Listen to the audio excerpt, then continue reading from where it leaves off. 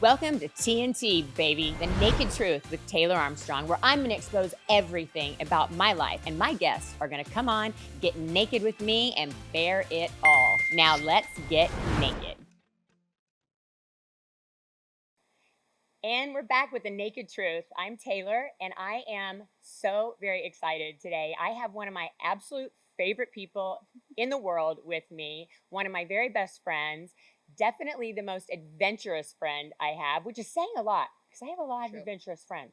But this one is an adventure in a completely different way. I can't wait to hear everything you have to say. I have so many questions. I know a lot of the answers, but we're going to have fun. This is my friend Megan. Hello. AKA Rocket Girl. Hi. And why do we call her that? Because? Well, my day job is an aerospace engineer. Yeah. So she's a legit rocket scientist. In addition to the fact that this beautiful babe has climbed all 7 summits plus. Yes. So for people that don't know really what the 7 summits are, will you just give us a rundown? Yeah. Absolutely. There's a lot of mountains. There's a lot of different things out there. So the 7 summits traditionally is the highest peak on every continent around the world. So it's not the highest peaks in the world, which are generally all through, Nepal, the Himalayas, and Pakistan, but it is actually the tallest peak on every single continent around the world. It's so cool. You really have been everywhere.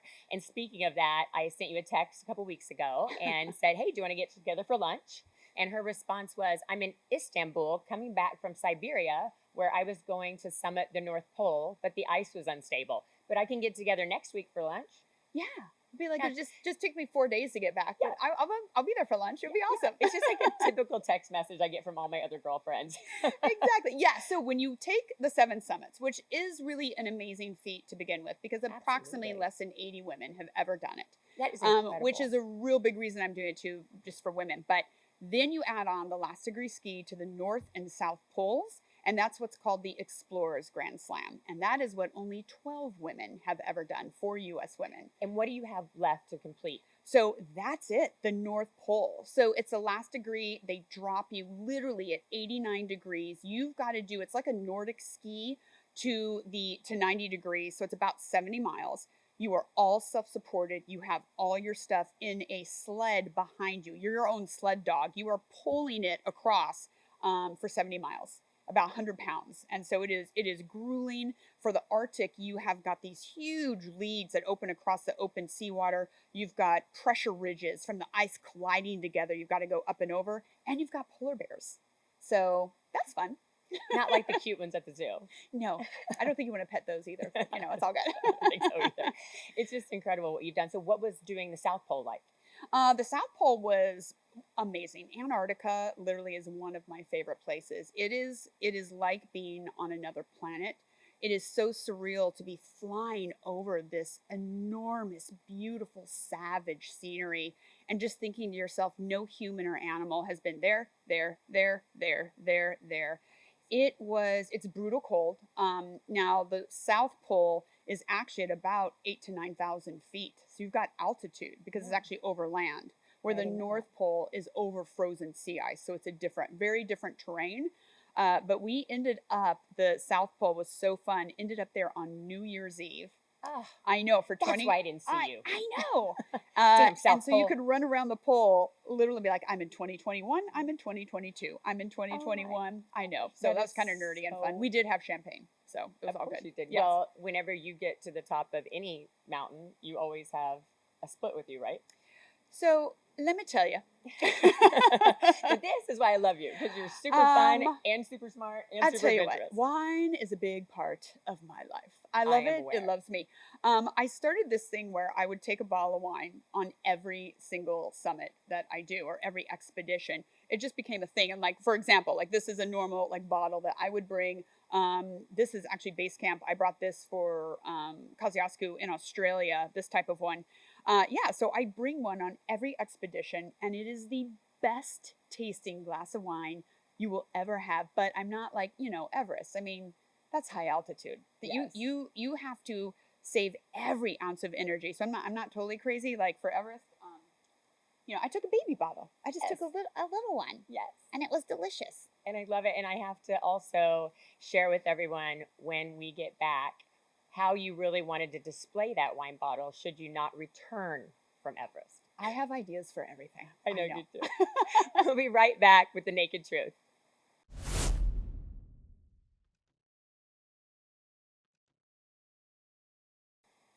So we're back with the naked truth. I'm Taylor, and today I have one of my very best friends, Megan, aka Rocket Girl, and we were just talking about the fact that she has climbed all 7 summits and is on her way to a Grand Slam. We only have one more left, and you have the Grand Slam. For the Explorers Grand Slam, yes, I just have to complete the last degree ski to the North Pole, and then there's the Adventurers Grand Slam. It's always something else. Oh, where does the Adventurers Grand Slam? So the Adventurers Grand Slam then again is the 7 summits, but then it is the full distance ski, self-supported, to the North and South Pole. So instead of 70 miles, it's more like 450 miles. And that is only one woman who's ever done that. And I have to tell you, I know the last 2 guys, the last ones to do it across the Arctic, amazing athletes. It hasn't been done since, just because the ice is melting more and more every year. It's getting harder and harder to do this. It's so unstable. So it would be a real feat. We might actually have to do a ski and canoe to make it happen, but no. We'll have to figure it out. We'll figure it out. You got to be creative, right? When an opportunity closes, you've got to look for something else to do or another way to achieve it. And you'll just be great at that too, because anything outdoors. We actually met skiing in Vail. We did. That is how we got to know one another, and you're a fabulous skier. So skiing from the North to the South Pole, no problem. No problem. I'll meet you at each pole. Okay. Oh, yes. For some wine. Yeah, so you'll have like the cute little fur hat, and we'll have champagne. I'll be very Dr. Zhivago when we get there. Maybe I'll find Santa Claus. I will not be. I will be chapped up, frozen snot sickle. It's awesome. And can we just go down that path for a minute? Why mountaineering? Good question. I kind of wish I had figured it out earlier when I was younger, but everything goes back to when we were a kid, right? Everything that I've done, the engineering, the mountain climbing, it's really because I'm a middle kid with a learning disability, and I was never good enough for myself. So I was always trying to overachieve. I was diagnosed with dyslexia when I was 7. I had really supportive family, but even with that, I suffered from so much shame and embarrassment and felt like an idiot all the time. And it was tough, but I found my therapy in the outdoors. Mm-hmm. And my dad would always take me hiking. And it was something I was just so naturally good at, and I loved, and I felt myself. And I didn't realize that's what I'd always touch back to. I can think through high school, I can think through college. And now here I am, an aerospace engineer, and I'm like, okay, I did this, but I still didn't feel like I belonged there. And I'd always return to the mountains again. And I climbed Kilimanjaro the first time with my father and my sister when I was 29, and I loved it. And so I started climbing a little bit more, but I had a snowboard accident, very, very bad, told I would never walk again, shattered my femur. Mm-hmm. And all I could think about that entire time of recovery was, I want to go climb Kilimanjaro again. It's like what I focused on. And I did recover, and I did climb it. And I was faster, I was stronger mentally, physically. I was unstoppable. I ran across the top to be there for sunrise. And I didn't realize that's not normal at 19,300 feet to run. And at that point, it just clicked with me. I knew that everything I'd gone through had made me mentally stronger. And that's how you do all this. And I got this idea of like, I'm going to do the 7 summits, and I'm going to inspire other people to take on any challenge they have. And it just started from there, because I am never more myself than on a mountain and on a climb. Everything else is stripped away. When you are just left with kind of survival, you are who you are. And it's a beautiful, beautiful feeling. And that's why people get so addicted to it. You're yourself. It's amazing. It has been such an empowering journey to watch, knowing what you went through with your leg. And I mean, I know that these used to be in your body. Yeah, so this is when I shattered my femur. This is the 14-inch titanium rod that was pinned down my leg into my hip. And that is what I woke up to. They're like, you're lucky to be alive. You will probably have a wheelchair or a cane the rest of your life. No more running, no more hiking, no more tra-la-la. And pretty much because of everything I had gone through with dyslexia, I didn't realize the strength I had built. In my mind, I was like, F that. Emotional strength. And or just the self-esteem. Right away to want to fight back a diagnosis, where I'm like, no, that will not be my life. That's right. And I dedicated everything. I ended up having to leave my job. I spent all my savings dedicating to rehabbing to get my life back. And that's why I kept focusing on, I'm going to climb Kilimanjaro again. I'm going to climb Kilimanjaro again. Turns out I was allergic to the titanium rod. So a It year is now holding your femur together. That wasn't my femur holding it together, but it all fused back together. It was actually overgrowing, and they took it out a year and a half later. A year and a half, I was in so much pain. I could not even walk upstairs without my cane, which I always had, and a railing. And here I am at like 30, 35 years old. This is my life. They took it out, and within 1 month, I could go upstairs again. And within 6 months, I actually did a trek to Everest Base Camp. Amazing. Yeah. And I was like, oh. And then I went to Kilimanjaro, and then it was on. Well, not only the fact that you brush over that you are dyslexic and have overcome that and became an aerospace engineer. I mean, you are the story of perseverance in every way possible. I just love it so much. And that's why you started GRIT. Yes. So, I was doing this class towards my master's, and it was like emotional intelligence. They're like, I want you to send out an email to 20 of your friends and ask them, give me one word that describes me to you. Oh, okay. And this word grit kept coming back. And I was thinking of like Westerns and cowboy movies or whatever. Right. And I was like, grit, huh? And that always stuck with me. So when this was really happening, people too, in my recovery from my femur, they're like, where did you get this resilience? Where did you get this positivity? Where did you get this? And I was like, well, you just have it, right? And then I started tracing it back to my life and having to deal with a learning disability, having to deal with that shame. And so really I started looking at grit. Okay, let's make an acronym. Now, the word grit is already bought by, I can't get a trademark on it, but grit with 2 G's, that was open. And I'm dyslexic, so I thought it was funny that I misspelled it. Absolutely. So grit stands for gratitude, growth, resilience, integrity, and tenacity. And those 5 things truly have gotten me through every obstacle that is in my way or any goal that I set, and using those tools over and over again and truly building that grit. Stop making excuses, face who you are, do the work. It hurts, it's painful, it's not fun, but you get back up. And that has literally taken me to the top of Everest, that whole methodology. I love everything about it. You're such an inspiration to me, and I'm with you all the time. And I love that other people are going to get to hear your story more because of GRIT, this organization, and you're going to be doing more public speaking and talking about your story. It's just so inspirational. Anytime you and I go out, like we just sit there talking for hours. It applies to everything, and so much of what you've gone through. It's the exact same thing.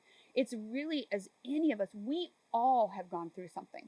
And I don't care how perfect your life might seem, you have deep wounds that hurt you as a child, or you feel just as deeply upset about something that someone else feels about theirs. We all share that in common. We all have to overcome change and challenge.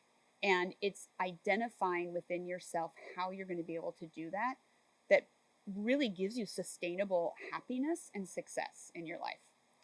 Oh my God, you're the best. But I also think whenever I went through the suicide and the abuse that I went through, I moved to Vail. And I would get up on that mountain and be having post-traumatic stress disorder, anxiety attacks, and looking out over the mountain range would just make me think my problems are so small compared to how grand the world is and some other people's problems are. And do you feel when you get up to the top, do you feel like all of that stuff goes away as you're climbing, or is it something you feel at the very top?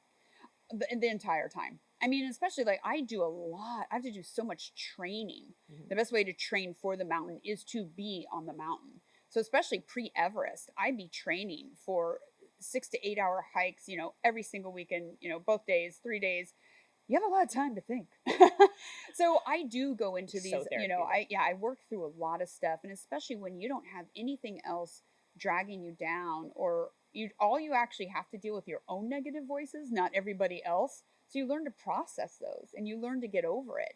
And that helps you then back in a busy, busy life. When you've learned to manage your own negative voices, it's so much easier to manage everybody else's. because I think you're your worst critic. Amen. Yeah, that's what something that plagues. And look, I can sit here and look at the things that I've achieved and I move forward.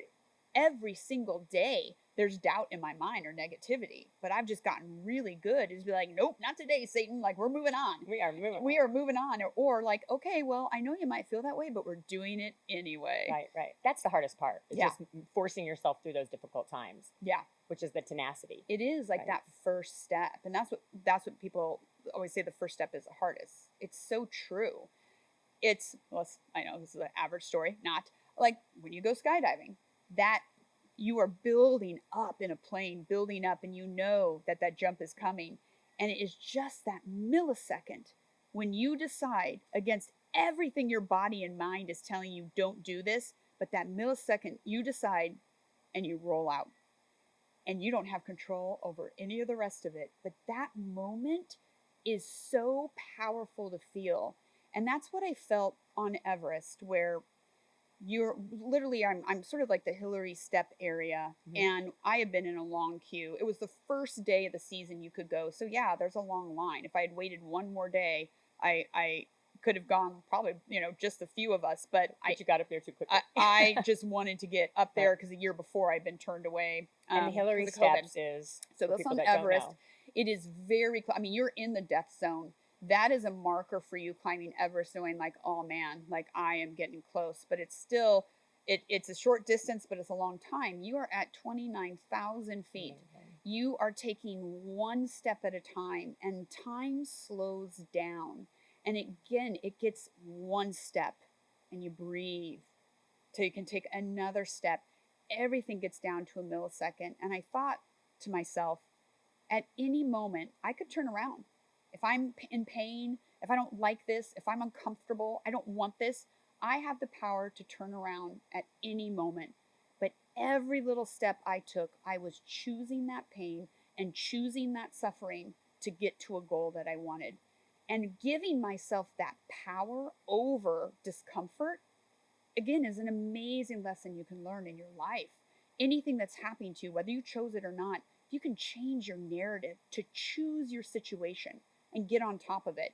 I hope for everyone, they don't actually have to climb Everest to learn that. That's why I'm trying to teach grit. Exactly. Yeah, exactly. You share. Like, yeah, exactly. I'm going to try to teach you those things without you actually having to do it. But right. But it's something you can practice every day to own that power over every second in your life. We were talking about in those moments where you thought, I can turn around. So when we get back, I want you to talk about what the options are for turning around when you're climbing Everest and what happens if you don't come back down. So we'll be right back. I'm going to open some wine. We'll be right back with The Naked Truth.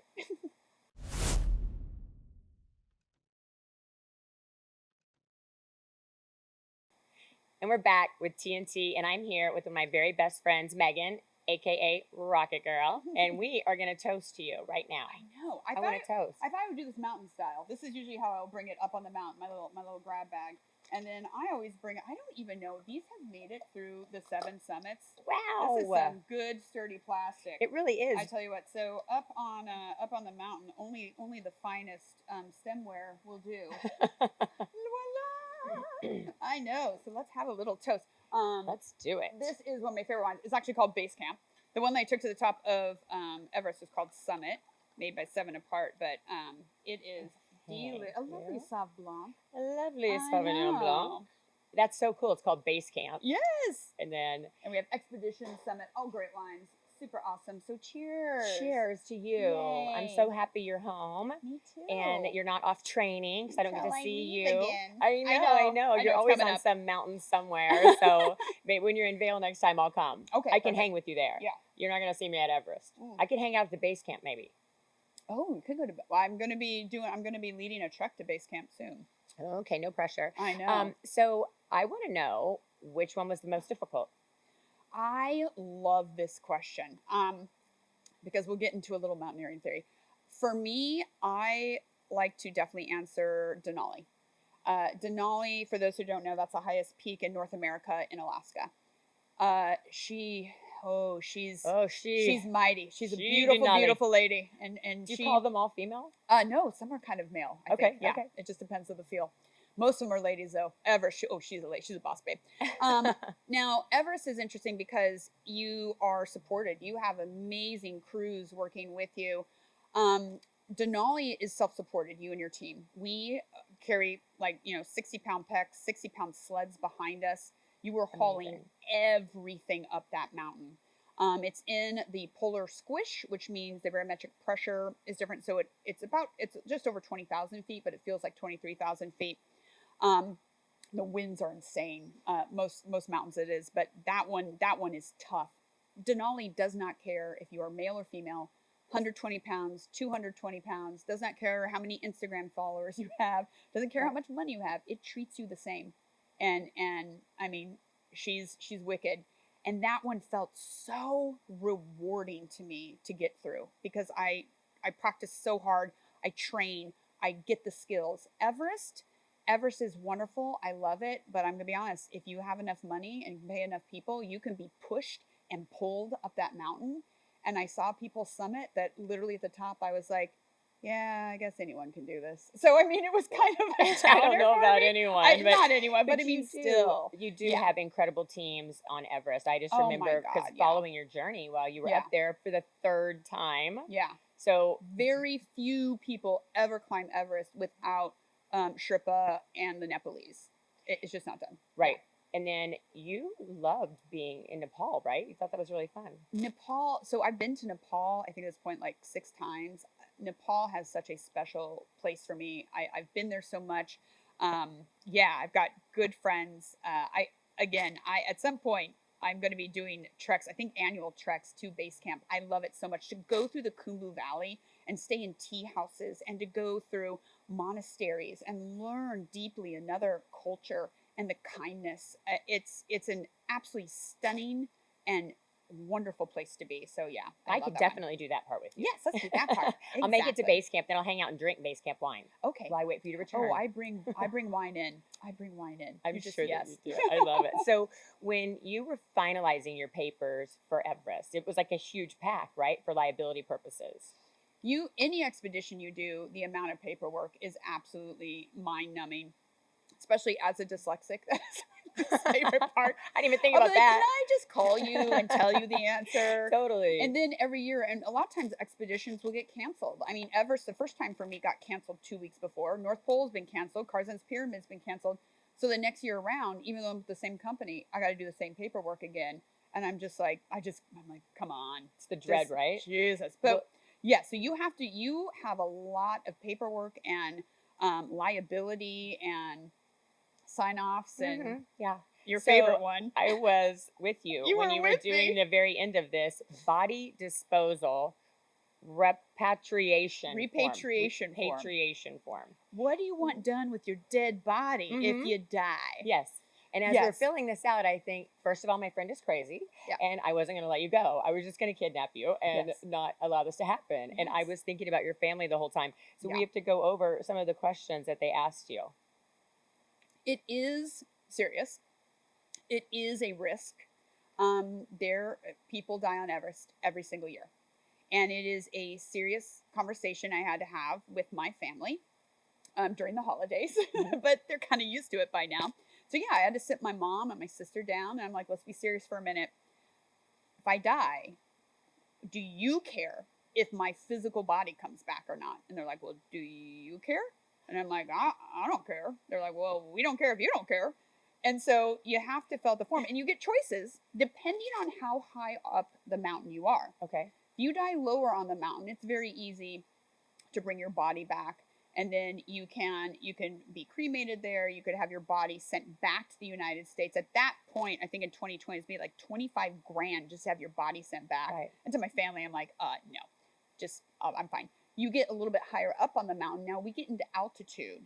It is very difficult to just bring yourself, but then to carry a body is very difficult. So, right. And then especially in the death zone, they're not going to bring your body back down. Right. So your choices are, do you want to be, do you want to be, or maybe just don't go, but go ahead. These were your choices. Would you like to be thrown into a crevasse? Okay. That's a lovely option. That sounds great. Because then maybe it'll be spit back out, who knows, 15 years later. That happens. Okay. Or would you like us to try to get your body back and mail it back to your family for 50 or, 25 plus grand. Um, or something special. What would you like done? Right. And so I believe I remember a few things that you would like to have done, but I would like for you to describe as we're sitting here together filling out this paperwork. And I thought, this is the most morbid conversation I've ever had with a friend of mine. And the fact that you are writing these things down and then still going is mind blowing to me. This is truly what I wrote on my form that was going to be filed with my mountaineering company and the Nepalese government. Should I die on that glorious mountain, please do not throw me down a crevasse. Why waste the pretty? I said, ask that my team do their best to position me in such a way that I look like I'm seated, sipping a glass of wine, much like this. Just sipping a glass of wine. We'll have goggles. You're fully covered, right? That sort of thing. And I was thinking, sort of like a weekend at Bernie's type of thing. I would like to be greeted by all that hike by, and encourage them to take pictures with me. I will have an amazing. I will have amazing custom made pair of over boots. I had them made. They're hot pink because on Everest there's the famous blue boots, green boots, and this is a real legend, but people don't know what that is because when you told me, it was during this discussion, and I was then even more terrified. So tell them what that is: blue boots and green boots. So when you climb Everest, at some point there are bodies of people who died, and again they had their choice and they wanted to stay on the route where they lay, and so we will get a call down in base camp. The amazing Nepalese that have went ahead and secured the lines all the way at the top. They will radio down what bodies are visible that year. And it is very serious at base camp. You take a moment, you realize this is very real. You want to honor the people that lost their lives on their mountain. They did know the risks. They did do what they were loving. But a lot of people then have been there a long time, and they're just known as green boots or blue boots or just nicknames because that's how you identify them. So at this point, I just said, because I was going to be having those over boots, I shall therefore be known forever as hot pink boots. I am sure I will also have a baby bottle of wine in my pack as I carry it up every expedition. Please pull that out of my pack and place it in my hand. So I asked that people take a team or a picture with me so that my mother will always know that I am living my best afterlife. And that is what I wrote and submitted. As I sat there with you. And then the owner of the mountaineering company, Climbing the Seven Summits, I remember Mike Hamill, he was like, I don't ever want anyone to die under my watch, but I kind of want to see this. And I'm like, well, let's not have me die, but we could just reenact it. Yeah, I was going to say, maybe we could just do the pose. So how about, let me show you. Okay, so these are triple mountaineering boots. So these are for 8,000 meter. Now, I did have these hot pink boots, the cover. So I had these made right here. Yes, these were going to go over if I needed them, but honestly, actually, I didn't. I really didn't need these because my 8,000 meter boot scarpers were good enough. But yes, I was going to wear these. Yes, and then if I had died on that mountain, then I would have been hot pink boots forever. I can't. You're always going to be hot pink boots. I know, to me. right? You're just hot, smart, climbs mountains. You're just like, let's not be sad. Let's enjoy. Let's celebrate. So for a beginner, which one would you recommend first? Kilimanjaro. Okay, why? For sure. You know what? It is. Look, it is high up. It's 19,300 feet. First of all, I suggest you go climb some of the Rocky Mountains, some 14,000 feet, to see how you do with altitude. But Kilimanjaro, there's different routes you can take. A lot of them are just a really sturdy, challenging hike, not technical. Okay. You can go Western Breach. We did, which is more ice axe. You can make it more technical. Yes. Hi, buddy. Hi, little baby. It's like a weapon. Yes, exactly. But it probably comes in very handy. And I like how it's got your pink accents on your ice pick. Of course it does. Is that the right name for this, ice pick? Ice axe. Ice axe? Whatever. Yeah. Or an ice pick if you need it. Yeah. Parties. I should get one of these. At Cloud9 and keep it under my bed. Yeah, it's a weapon. You need to know which ice axe is yours, so I had to put my pink on it. Of course you did. I love it. So anyway, so Kilimanjaro, it is, and I love it because I climbed it with, and so when someone asked me what my favorite one is, it's Kilimanjaro because I did it with my dad. Yeah. And my dad actually passed away 3 years after that. And here's the dad. And here's the dad. Hal, love you. My daddy taught me the love of hiking and engineering. But you can do it. as a family. It's attainable. It's something to train for, look forward to. And then afterwards, go spend time in Tanzania. Go on safari, see amazing animals. And then I like to go to Zanzibar afterward, the Spice Island, and then show off my awesome Kilimanjaro body on the beach. Right? All the things. I love it. I And you know. do have an awesome Kilimanjaro body all year round because you're insane and in such great shape. But how long does it take you to climb Everest versus Kilimanjaro? Kilimanjaro is typically, if you're advanced, you can really do like a 6-day comfortably, 6-7 day. If you need a little more time, like my dad wanted to add on an extra day to go down because of his knees. So I think we ended up doing like an 8-day. But then if you're going to do safari, give it 2 weeks. Right. One of the great things about these expeditions is you get to go to the farthest places of the earth. Amazing places. It is so important to me to also spend a little time like learning where I am. It's just such a great opportunity. So Everest generally takes, and look, there's a whole bunch of rapid programs you can do now where you actually have these oxygen tents where you simulate altitude so you can go quicker. For the jet setting busy business person. Right. But normally it takes 6 to 8 weeks to climb Everest so you can acclimatize properly and do rotations for summit. And what do you do about like normal things like showering on Everest when you're up there for that many days, months? There's not a lot, but and actually I'll take it back. So the tea houses now, I've been going to Nepal for the past 20 years. And way back when, no, you were up in trekking, there were no showers. It was baby wipe land. But now the tea houses have like a nice little shower. Sometimes it's hot usually, which is lovely. Once you get to base camp, then what we'll do is there are now shower tents and you kind of rotate, you take turns. I actually ended up, it's great after a huge rotation up to the higher camps, death zone, come back down. And 5 to 7 days, you want a little rinse off. But I actually have such dry skin at 17,500 feet. Even if I took a little sponge bath, my skin would dry out so bad. I had lotion, but I would itch so bad. I just didn't even want to shower. Yeah. It was horrible. Environment's so harsh. You absolutely, and I'll tell you, all the expedition companies now, they bring in chefs. It's amazing food. Antarctica, we stay in Union Glacier. We had to wait for weather. I was there 10 days before I could even go and do my climb or my ski. And I was like, I am putting on weight. The food was so good. And then you got rid of it all by the time you got to the top of the mountain. Correct.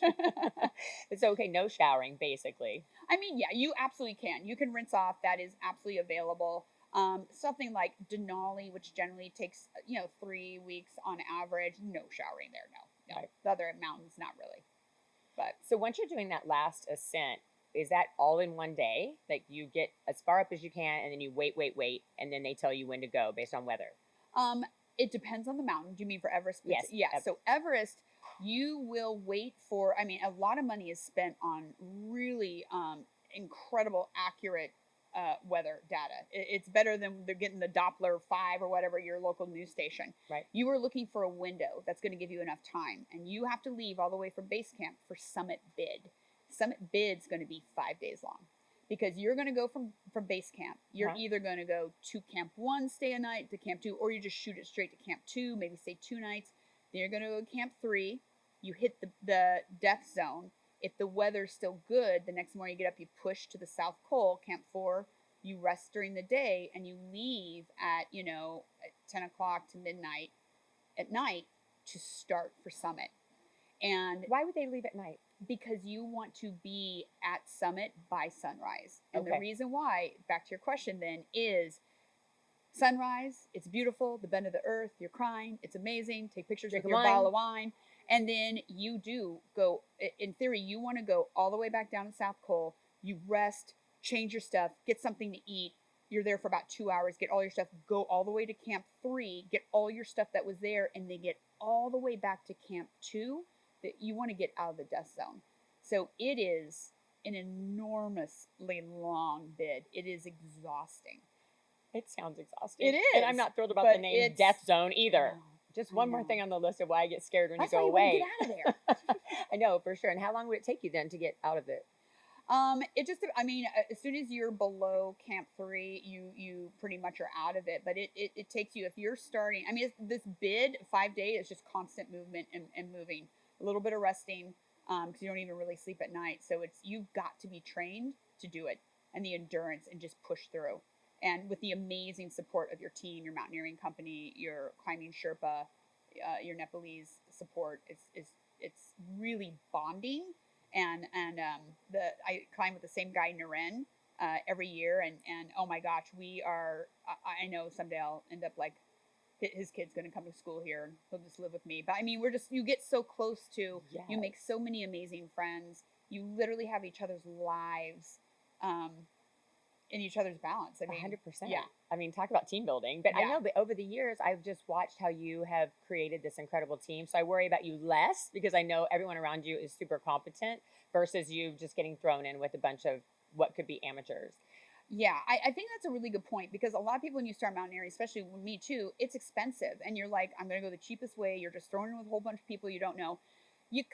You learn that it makes good stories, but you learn the hard way, not to do that. When it gets to the really big mountains, where it is a lot of money, and it's 2 months out of your life, and that sort of commitment, you want to go with people you know you're going to have your best shot, not some person who isn't trained, who could risk everything in your summit. So you do end up doing teams of people you know, or you do a private guide with an entire mountaineering company.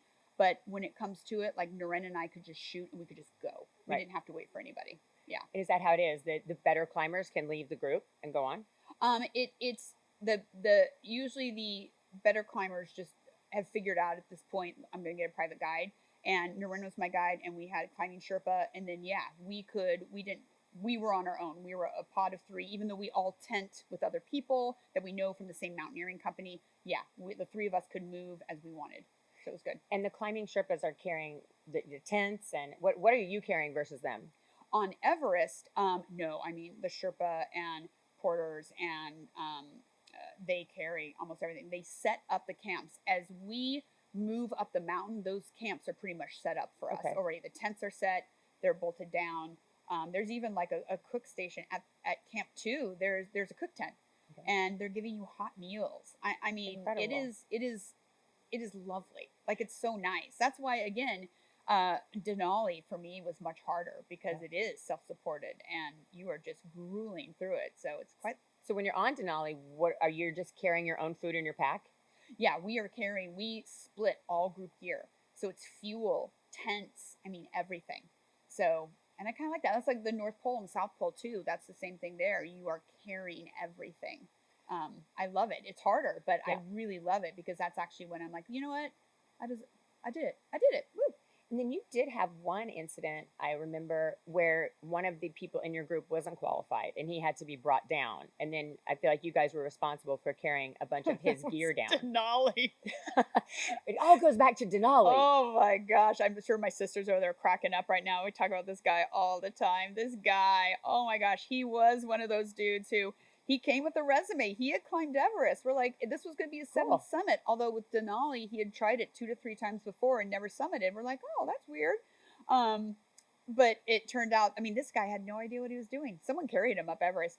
But we finally got him to the top, and he was a pain. He was on my rope team. He was roped behind me. If he goes off a cliff, like, I got to ice axe in. And no, we got down from summit, and he literally was throwing a tantrum, snot out his nose, crying, pounding on the ice. He wasn't going to move any further. And I'll try to sum it up. We were at 14,000 foot camp. He delayed us 2 days. We couldn't leave, because they don't come and rescue you there. They're just like, you guys got to figure out how to get him out of here. And finally we had him committed as not safe for himself or others. So the Rangers did come in and get him. But then, yeah, we had to carry all of his stuff and all of his portion of the gear. We had to carry it down. But we made him buy everyone dinner and drinks. I'm sure. So when you get off the mountain, though, do you guys party like crazy? I mean, we have a great time. We eat everything. It takes a couple days. You want a couple days just to kind of process what's happened before you even fly home. Yeah. It's hard to go right back to, oh, it's Tuesday, I gotta take out the trash. Oh, and you need a couple days to just eat, drink, sleep, shower Celebrate. 50 times. Yeah. Yes. And celebrate your accomplishments. Yeah. Well, you have so many, Megan. You really do. I'm so proud of you. I I'm love you so trying. much. And you're such a supportive friend and such a strong woman. And You're you're amazing. an amazing example for my daughter, and who is also dyslexic. And you've been such a huge support system for her. And I really I'm so appreciate proud that. of So, her. rocket scientist, mountain climber, You know, overachiever, and one I of my just very enjoy being a favorite good people. friend. You and you're a fabulous You one. are the best, my friend. I love Love you. you. Thank you so much, Megan. Thank you for having me. This has been The Naked Truth with Taylor and Megan.